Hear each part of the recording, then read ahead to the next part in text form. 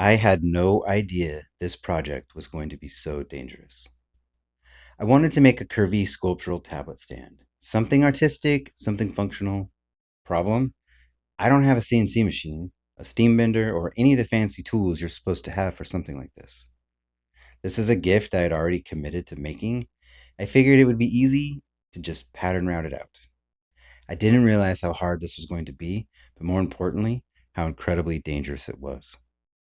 This is not a how to build video. It's about a disaster and how I overcame it. So let's get started.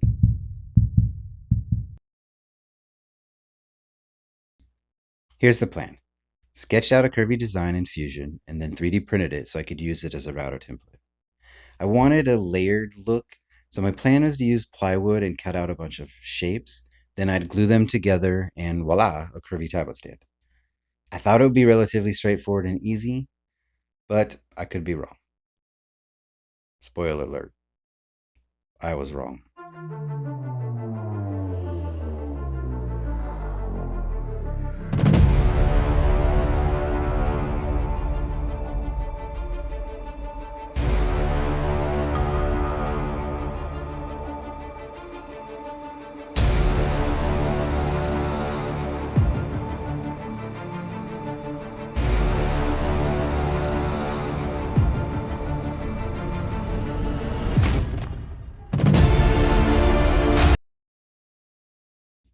So, why? A friend of mine has a kid who uses a tablet every day. It's part of how he learns and overcomes some challenges. Right now, it's propped up on whatever's nearby, a book, a cup, or whatever. I wanted to make him something real, something wood, of course, and something functional and useful. I've never made anything this sculptural before, never this curvy. So I also wanted to push my woodworking skills. Normally, you would use a CNC or a laser or some fancy steam bending. I want to do that, but I don't have those tools yet. Hopefully someday. So I decided I would use what I had.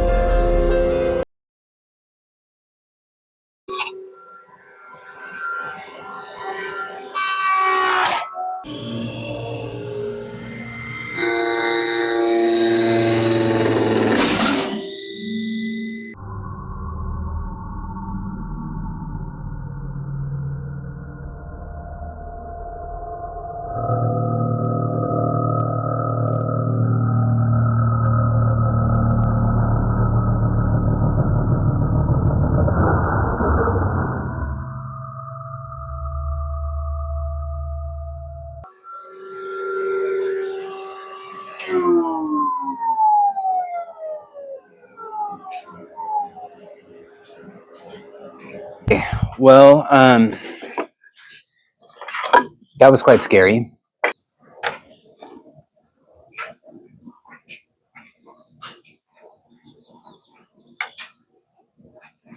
The router table is not going to work. Um, it was causing a lot of tear out, but then you saw what happened. It just exploded. So I think it's too dangerous to use. I'm going to switch and I'm going to try to just sand the curve. So some of the glue ups and some of the blanks and stuff I've created, um, I'm just going to kind of get them all put together and try to do this on the sander. It's going to take a lot longer and I don't necessarily have the time, so I'm going to have to just put in some hours on it. But there's no way I can do it on the router table, I don't think. So I think that's a busted plan. And we'll pivot and see if I can get it sanded.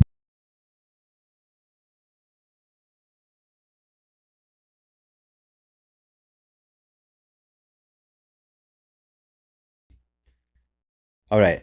I was a little shaken up and I forgot to film the gluing of the individual parts.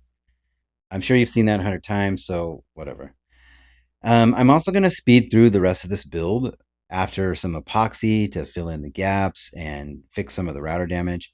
It's just sanding, a lot of sanding, so much sanding.